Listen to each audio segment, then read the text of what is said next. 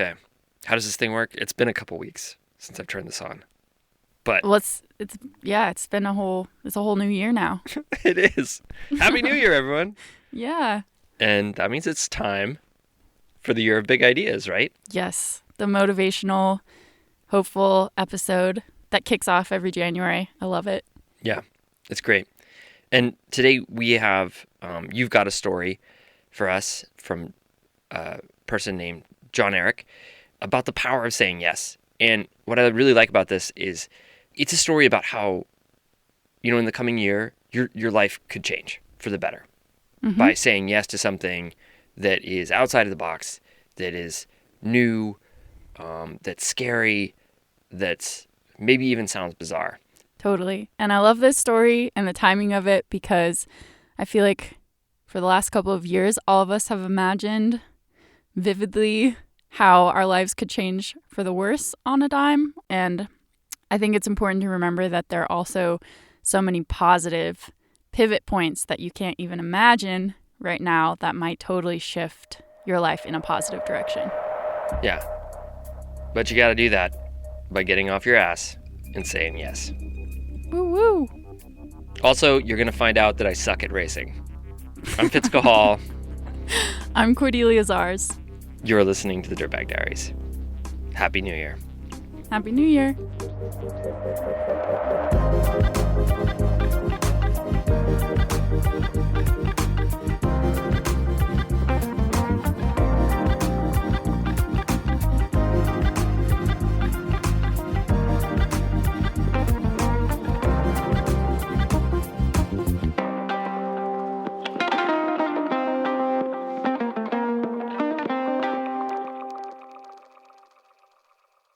When I was about 17 years old, my parents were going through a rough patch in their relationship, and once they were kind of looking for reconciliation, they thought it was best to move to the States away from everything that they knew, all the neighbors, all the all of that, and just start fresh in a place where they could have new opportunities. This is Jon-Erick Anés. He grew up in Puerto Rico.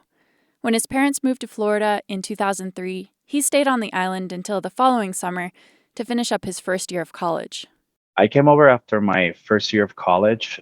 My mom decided that it was best for me to move because, as a typical 18-year-old, well, I was not really paying attention to school. I was going out, I was hanging out over there. The drinking age is 18. So, I was a grown man just drinking and not paying attention to my school. And so she thought it was better for me to be in Florida. So she came in one day, she gave me a ticket, and then she left. And she said, "You better be on that airplane that Thursday." So with tears in my eyes, I left the island that I love the most.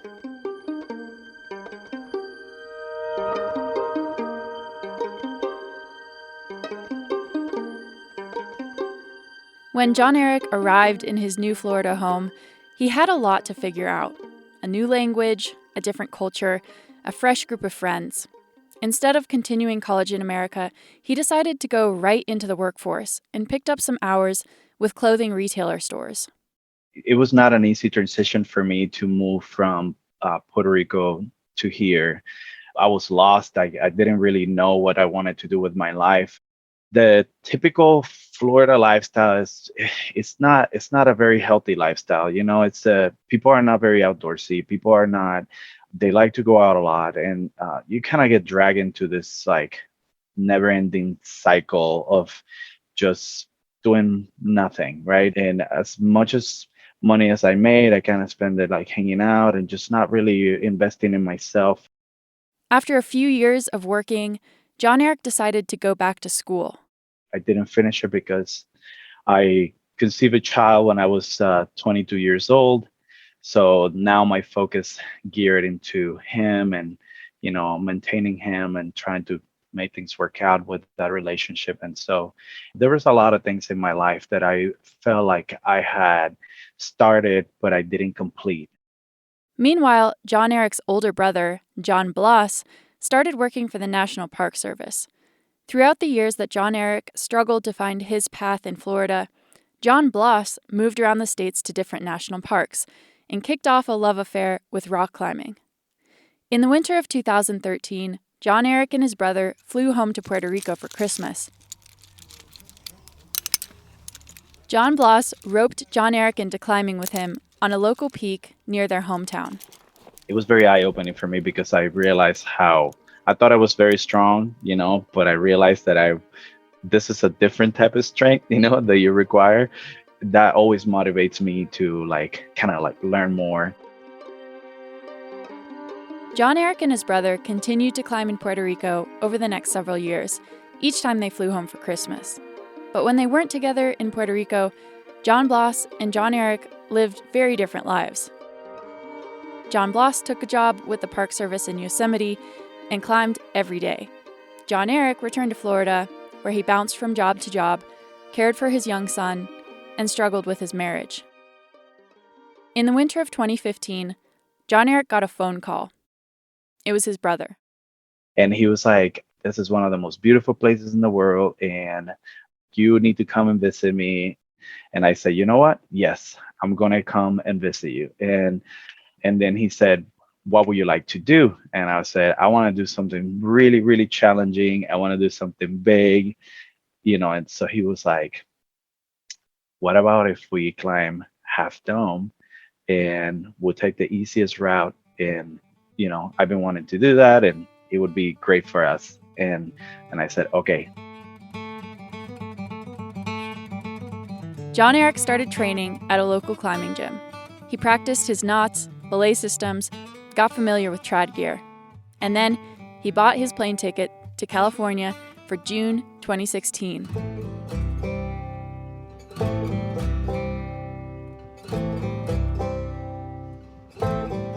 When he arrived at his brother's employee housing in Yosemite, they spent a day training and remembering how to climb together.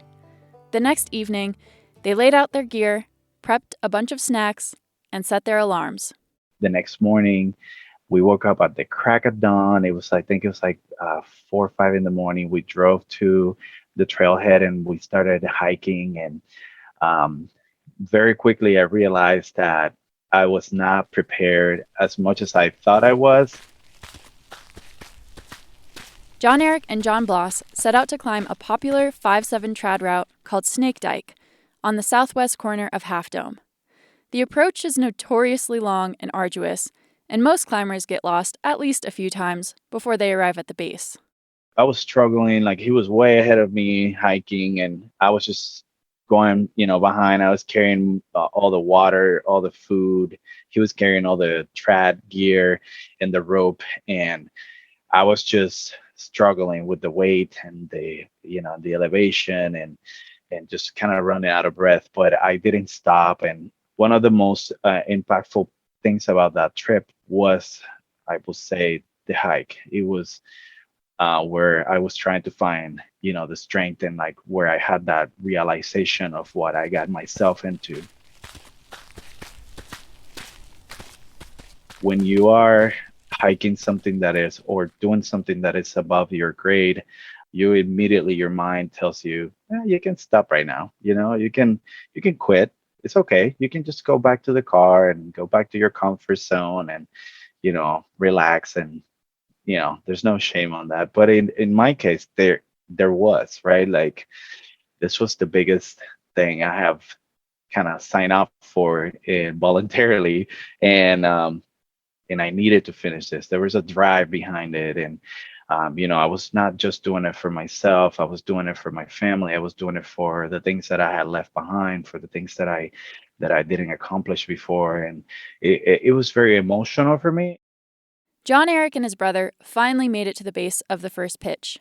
They slid into their harnesses and racked up, waiting a few minutes for the group ahead of them to climb to the next belay before they started up the rock.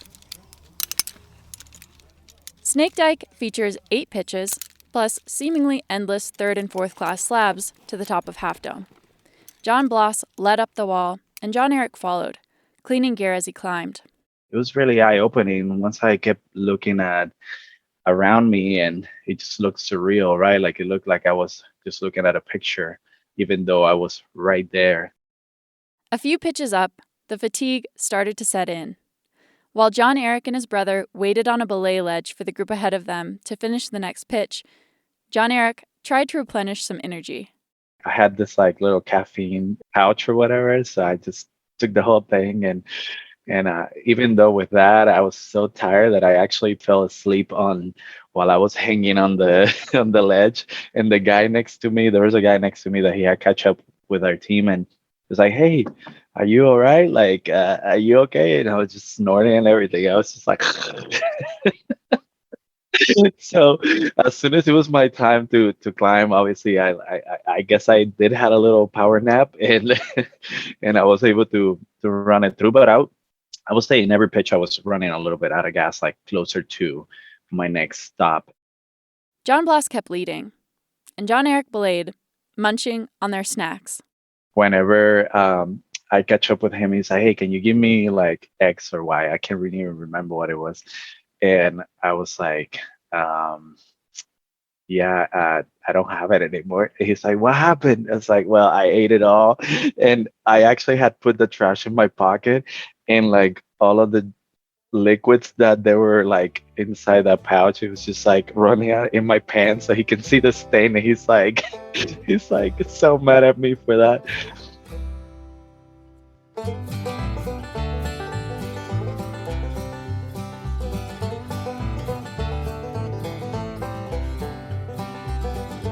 Despite their exhausted snack supply, they did finally make it to the top of Half Dome. Breathing hard, Jon-Erick took a long look around. There was a lot of joy. There was a lot of emotions. I did cry because it made me reflect on my life. It made me reflect on the things that I want to do once I get back. You know, the things that I want to work on myself. It just ignited that fire that I needed, and it was very emotional and very powerful, you know.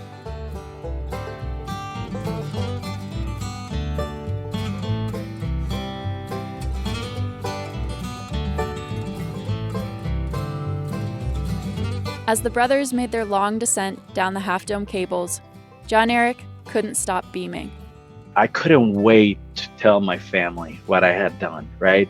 I couldn't wait to share with my friends. I couldn't wait to talk about how much I had accomplished in just one day, right? Like I had something that I can finally say that I had finished, I had completed.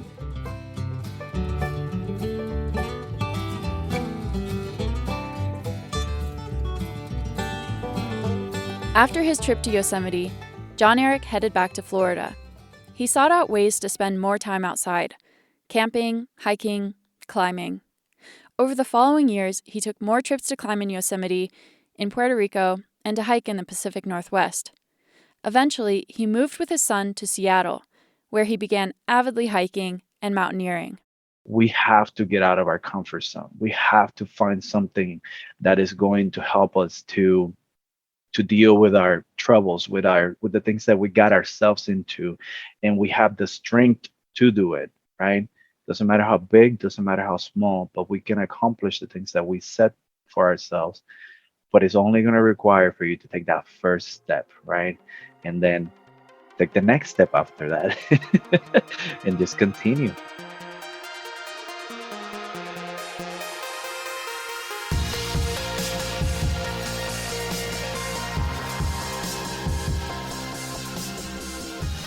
Thanks, Jon-Erick, for sharing your story. That was incredible. After the break, we'll hear from our community about all their incredible goals for the coming year. Stay tuned. Hey everyone, it is that time of year. We need your shorts, your stories, because you power this show. We hear from so many of you that one day you're going to submit your short and send it to us at the Diaries. Guess what? That moment, it could be right now. So make it a New Year's goal, or use it as an excuse to take a break from Uncle Joe at the holidays. You make this community, your voice is valued. You can find all the information you need at our website, dirtbagdiaries.com. Click on the Write Us tab, where you can find instructions and the submission form. Pay attention to it. It helps the cause. Trust me. Link is in the show notes, so take a moment, click on it, consider it, and then get to work. You've got until January 19th to send us your short. Once again, it's dirtbagdiaries.com/write us. Thanks. Do you have a resolution to adventure outdoors more this year? Make it happen with Sierra Club Outings. Leaders in conservation-focused active outdoor adventures, Sierra Club Outings hosts over 250 small group trips every year where you can backpack, kayak, raft, volunteer, and more. These trips fill up fast, so reserve your spot at sierraclub.org/outings and use the code DIRTBAG to get $100 off. With Sierra Club Outings, it's more than just a trip. It's an adventure with a cause. We'll put a link in the show notes. Check out all the incredible trips they have and make that resolution happen. My first goal is to ski boondoggle, which is probably going to be really hard but also fun. I might have a few falls. And my second goal is to beat Dad in the finals. Like in ski races, running racing, bike races, throwing races, lap racing, and good sportsmanship. Happy New Year!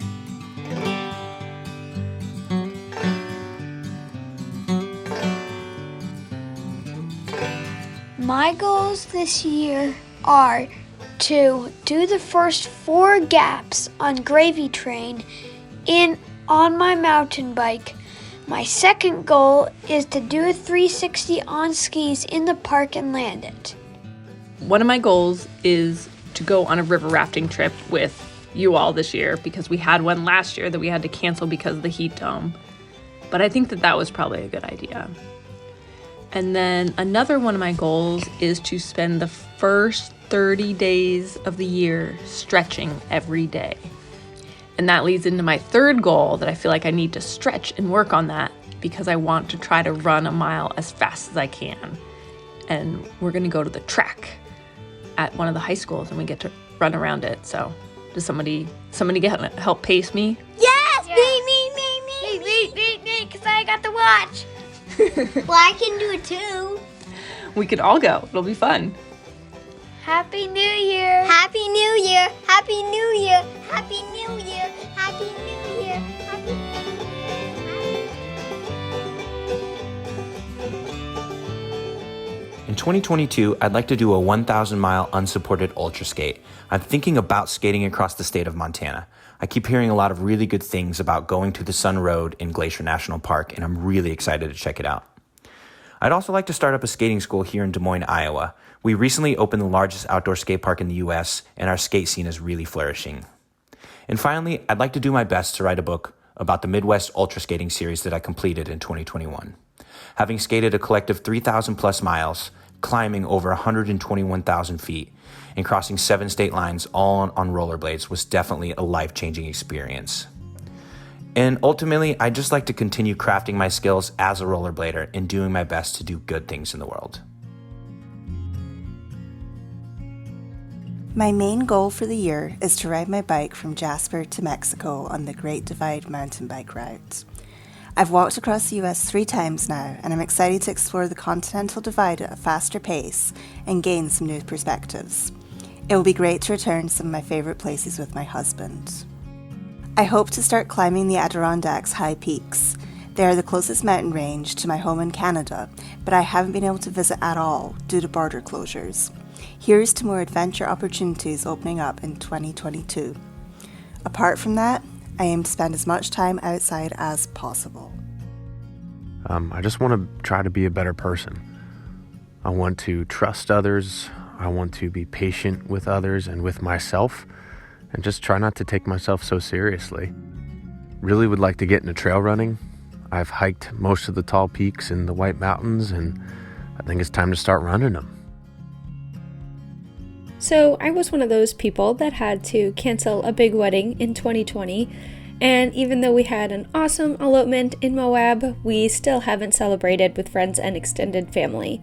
So my first goal for 2022 is to find a way to finally safely gather with loved ones. I started grad school a few months ago, and it's been totally crazy, so my second goal is to prioritize finding more time outside, even if it's just in little moments between class. And my third goal is to spend more time exploring all the outdoor gems of the Bay Area with new friends. Brophy Native American Club is most definitely doing the run for Oak Flat again, but this year with a twist. Yeah, me and Mr. Davis are doing a 50-mile race against each other. It's definitely gonna hurt, but I got Aiden's number on this one. He's not going to win. He is too old. We'll see. Yeah, we'll see me win. I'd like to begin to see my life more like a canvas, adding elements to it that make it more beautiful, leaving some corners untouched, empty with white space. I want to see things like an artist does and solve problems more creatively. And I want to live a life worth emulating. I want to be a role model for young women, especially by acknowledging that I am good and strong enough just as I am, and by fully recognizing the value and worth of my work and intentions. In 2022, I'm looking forward to doing some settling. I want to explore my new Colorado home and make connections here while maintaining my faraway friends that I love so dearly. I hope to keep exchanging increasingly absurd outdoor challenges with Emmy, and to organize a meetup with all of the Shenanigirls from our Snail Mail Stoke episode. Additionally, for the past few years, I have done some symbolic activity to mark another lap for me around the sun. I ran a marathon, aka 26.2 miles, for my 26th birthday, hiked a 27-mile loop for my 27th, and climbed peak number 28 on my New Hampshire 4,000 footers list to ring in 20 great. I am now taking suggestions on what to do for 29. I want to run that half marathon I've been telling myself I would do for so many years. I want to plan a paddleboard adventure with my partner.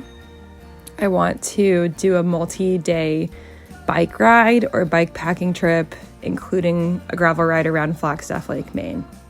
Also, I want to make more time for the people who really matter to me, disconnecting from social media, and I want to expand on my watercolor skills, which really brings me so much joy, and I just don't make enough time for it. So those are my personal ones. Also want to keep doing my challenges with Andy and really push myself. So excited for an awesome year to come. In 2022, one of my goals is to train for and finally run my first ultramarathon, and another of my goals is to finish my master's degree in fire ecology. In 2022, I want to become more flexible. Specifically, I'm hoping to increase my hip flexibility by about 15 degrees. This winter, I plan to complete the training to become a wilderness EMT. I know that shenanigans challenges will continue between Fiona and me. One of the gifts of this tradition has been hearing from our friends who've embarked on challenges of their own. So this year, Fiona and I want to shake things up a bit. Our goal is to step up our shenanigans game by challenging the other shenanigals to a group challenge.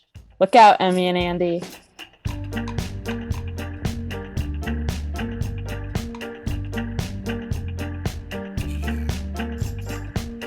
I'd like to hike the same trail multiple times in multiple seasons and conditions. And this is just like some mundane, boring connector trail, like one you'd use on approach or something. I think it'd be really cool to really know a place and not just be about peak bagging, summit beers, and all the glory. I'm going to learn the many different cultural histories, names, and narratives to many familiar and new constellations and how to navigate by them at night. I'm going to teach all the mouth breathers in my life about nose breathing, because together we can normalize breath work.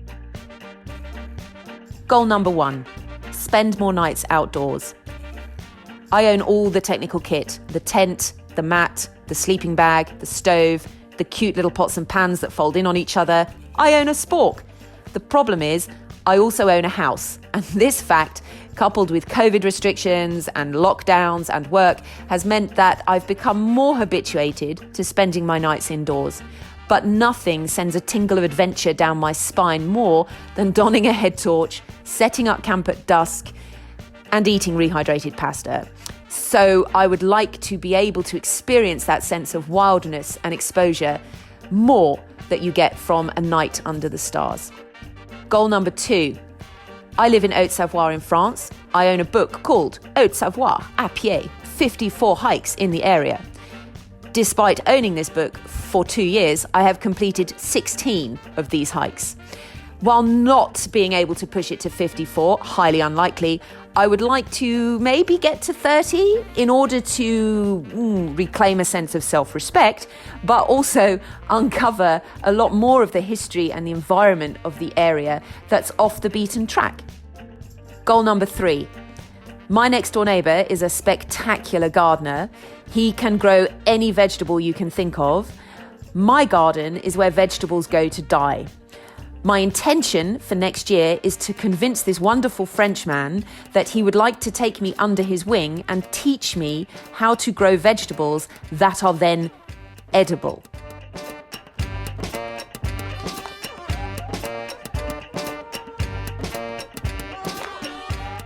In 2022, my number one goal is to push myself further and further from my comfort zone and to force myself to face the dual threats of failure and disappointment head on, steadfast in the belief that I have the perseverance, the will, and most importantly, the self-deprecating humor to move past them. Now that I've purchased my first kayak, I would like to spend 2022 exploring the many waterways in the Southeast, and specifically the Chattanooga area. I would like to find more meaningful ways to spend my breaks while working from home in 2022. I've been working from home for almost 2 years now, and I've learned how important it is to step away from your computer and do things offline throughout the day. I'm going to challenge myself to be more creative with my cooking. I want to cook more recipes that require more ingredients, more time, and more skill. Last year, a place I cared about a lot completely burnt. The year before it burnt, I had recorded 45 minutes of audio there with the wind blowing through the green aspen leaves and out across the grass meadow, and it just sounded so nice. So my goal this year is to capture and preserve sound in more places that I love.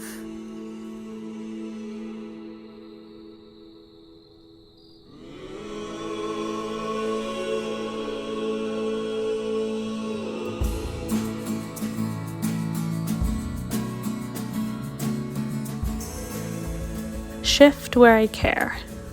I'm trying to care less about what other people think and care more about the causes, people, and values I want to live by.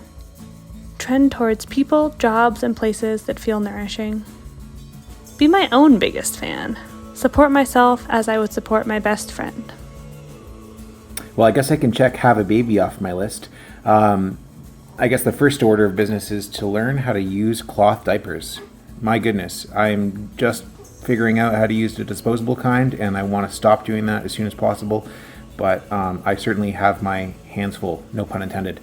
We've got this brand new film, Fly Monarcha, that just came out. I want to take it on tour, COVID pending, US and Canada. So if you hear about that coming through your town, definitely come out, say hi.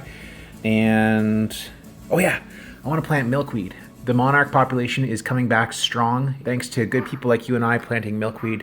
So planting some milkweed. Yeah, just figuring out what, being a dad is all about. This feels like it will definitely be the biggest adventure I've ever set out on, and I'm just so looking forward to it. My personal goal is to finish writing and then self-publish 2 books. My developmental goal is to continue healing. I've recently found a therapist that I connect really well with, and this year I'm going to really focus in on continuing repairing some of my damages. With that, I plan on spending more time on my meditation and yoga practice and exercising regularly for a whole health type of approach to my emotional care. My service goal, and this is a pretty epic goal, is an idea I've been kicking around for a while. combat veteran myself, I'd like to start a nonprofit that takes veterans on multi-day camping and climbing trips here in Wisconsin. The goal is to make it completely accessible and cost-free to veterans, so I'd cover food, transportation, gear, or anything else they needed, and I'd work with them to make it happen on their schedule. So I really believe this is something I could get up and get going. I want to plan an adventure. It feels like it's been a couple of years since I've had like a true backcountry adventure. My second goal is to learn a new skill. I have this nice camera I don't know how to use. I've wanted to learn how to fly fish for like 3 years. I also want to learn how to pack raft. I love that feeling of starting from the bottom and then slowly but surely becoming proficient at something. And my third goal is I want to get my niece and nephews out on a backpacking trip. I want to make a plan to get them out there overnight, sleep under the stars, cook on our little stove, and just kind of spend some time together.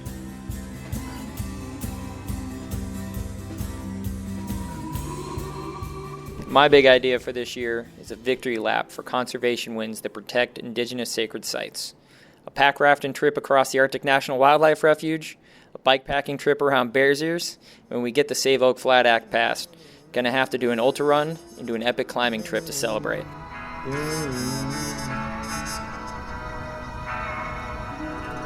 Ven si tierra, por favor. Ven conmigo a mi retiro. This is Cordelia. Something I didn't get to mention in the Oak Flat episode last summer was that Cooper Davis, whose goals you just heard, has a fantastic country cowboy singing voice. And I would like to make an additional goal for Cooper this year, to record himself singing an entire country song and send it to me. Please and thank you. My goals for 2022: 1, I want to start every day by stepping out of my front door. It sounds simple, and it is, but I think it's important. I want to roll out of bed and in whatever I'm wearing, no jacket or anything, just get out the door for a minute and breathe fresh air. Feel the temperature, smell the trees. Even if it's just for a minute, I want to start my days by connecting to the environment. And my second goal is, for every reason I find to despair about climate change and the fragile state of our world, I want to also find a reason to hope. I want to counteract each negative thought about the future with a positive thought, because sometimes it can really feel like all doom and gloom, but the truth is there's a lot of incredible stuff happening in the world too, and I want to remember that.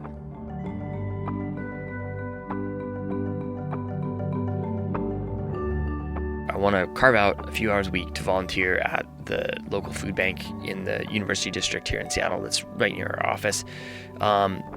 It's a real problem, homelessness and hunger where we live. And on a day-to-day, I just I do not know what the heck to do about it. And I felt like this, in a weird way, was just one of those ways of saying I care to my community and doing that. So that's one of my goals. I just want to make sure that once a week I do something that leaves me exhausted. And it can be anything, as long as it's outdoors. Where I truly come back and I'm annihilated and can't really, don't want to do anything besides sit down, because that feeling is just so good.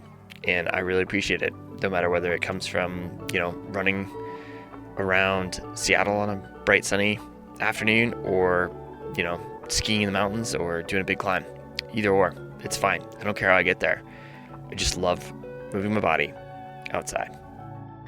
I'd like to call my grandparents more frequently because I don't get to talk to them enough. I'd also like to stretch daily because I'm getting older and my body doesn't work anymore.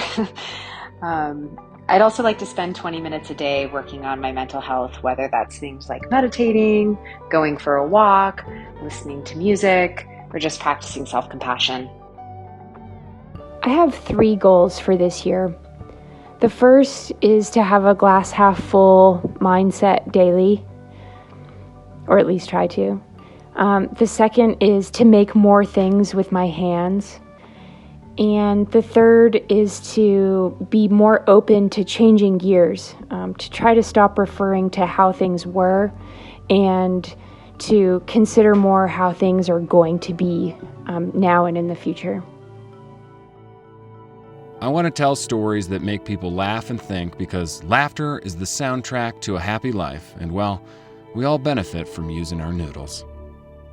I'm getting married this year, so I really want to focus on the little but not so little things, like communication and quality time outside, things that'll help us build our home together. And I really just want to have like the sweatiest, most kick-ass, dance partiest, giggle and love festiest wedding of all time. It should be noted that I am stupidly head over heels in love with my almost a wife. And I hereby openly challenge Fitz Cahall for the title of most handsome voice in all of outdoorsy podcastery. I'm coming for you, Fitz. I am a-coming for you.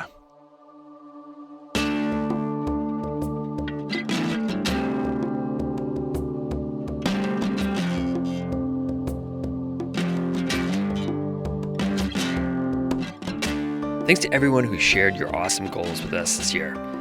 You keep us all stoked, seriously. Music today from Bradley Carter, Cloud9, Publish the Quest, John Barry, Ken Christensen, and Brendan O'Connell. The tracks are courtesy of the Artists of Free Music Archive. Jacob Bain and Nis Cotto composed our theme song. You can find links to the artists at our website, dirtbagdiaries.com. This episode was produced by Cordelia Zars with additional production help from Ashley Langholtz and Becca Cahall. Illustration by Walker Cahall, graphics by Anya Miller. Becca Cahall is our executive producer, and I am Fitz Cahall, and you've been listening to the Dirtbag Diaries. Thanks for tuning in.